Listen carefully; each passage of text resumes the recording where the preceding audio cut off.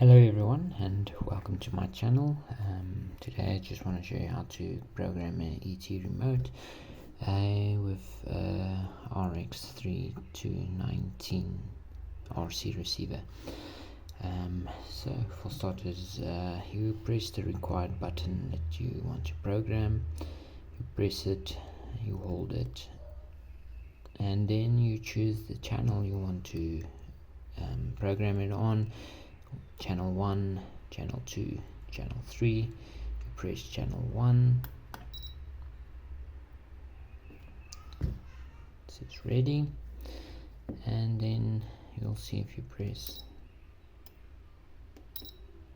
channel 1. Okay, so let's for example say you want to use channel 2. Press the other button, hold it, you press channel 2. Ready. There you go. So it says remote 1 channel 2. If you press this one, you see remote 1 channel 1, and that's how you program a ET remote with RX3219 RC receiver.